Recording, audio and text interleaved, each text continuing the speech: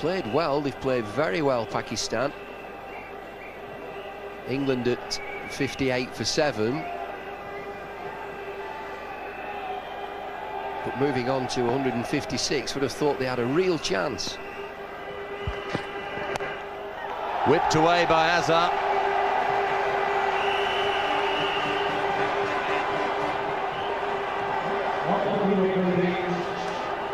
Well, once again, we've got this pitch invasion, absolutely crazy. It happened at Edgbaston, it was bound to happen again here, unless the match was properly policed and stewarded. Pakistan still need 2 runs for victory. How the authorities can let this happen again, I do not know. Again, the players have to run for cover as the Pakistan supporters fight over the stumps. They're all over the pitch, they're all over the square. This is absolutely absurd.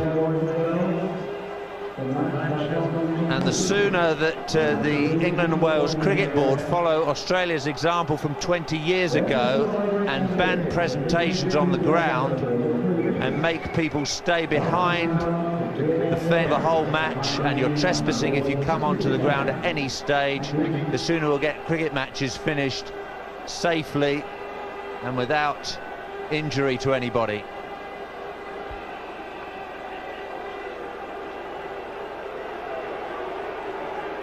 Well, it's a steward that's injured there.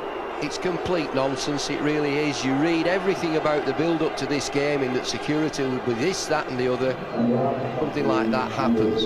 It's a complete nonsense. It's safety to players, it's safety to spectators.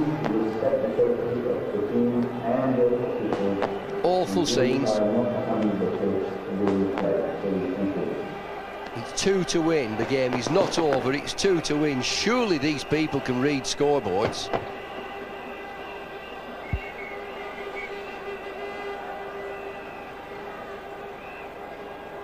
Well, we've got a casualty out in the middle. One of the stewards is down after the invasion of the pitch by the Pakistan supporters.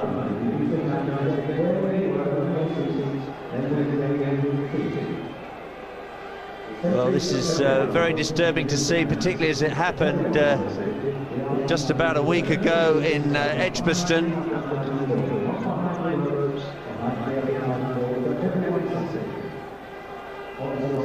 A sad scene of a marshal or a steward is heading off on a stretcher after the ground invasion. We hope that he's okay. Doesn't look good at all. Quite ridiculous. Every match involving Pakistan at this country seems to involve a crowd invasion, and well, that is the consequence of it right there.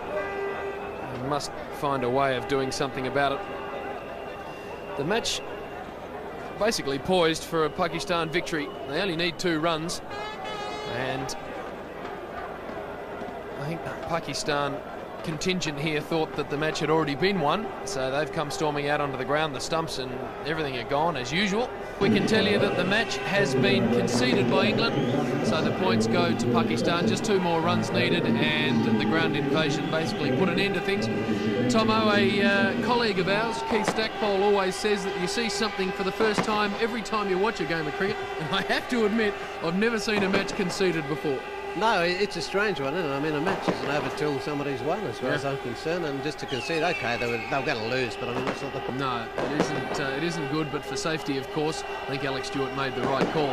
Now, you as a former champion fast bowler, Tomo, would have been very, very pleased. We're going to get to that in just a second. I'll have a look at the match summary there for you if you're just catching up with it. England 156, well, they were 7 for 50 at one stage, so they did very well. Hollyoake batted well, Darren Gough at the end.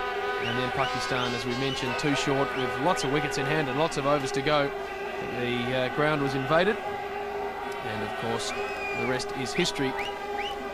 As I was a former champion fast bowler, you must have been very impressed with the work of Waqar Younis today. A sensational effort from him. They did win the toss and bowl at the right time, but it was a different story for those people that wonder why the difference in the 2 scores there. It did a lot more this morning, but Waqar Younis 7 for 35 or 36, whatever it was, 2nd ever best one-day ever figures by a bowler. Sensational effort from him, and that really destroyed England. Set up the match for them. Let's have a look at the table. I think we've got many of these games to go. Australia on top with 7 points. Pakistan now joined them on 7. They have a game in hand, Australia. England, it is a very sorry for them now. 5 matches, none of them won, and they haven't scored a point as yet.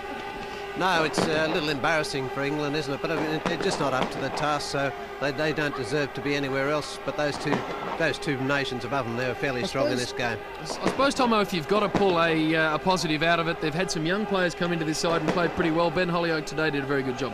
Yeah, Hollioake's done well. He's come back, and I didn't think he was that good to start with, but he didn't bat too bad in there. But I mean, the Test series lambing up for England, that's what they've got to look forward to. But they've did some major blows, so they've got a bit of soul searching to do. Okay, they've got about 5 or 6 players that weren't involved in this one-day debacle as far as England's concerned, but yeah, the ones that were, they're going to be a bit shell-shocked. They are. They've got some good players to come, however, Nasser Hussain and Graham Thorpe amongst them, so they've got some rebuilding to do, that's for sure. Tomo, that's about it from us. A sad end to what has been a pretty ordinary performance again by England. The match conceded after a ground invasion. We're going to say goodbye now from Headingley. We look forward to your company in 2 days' time when England play, when Australia's done, I should say, in Nottingham.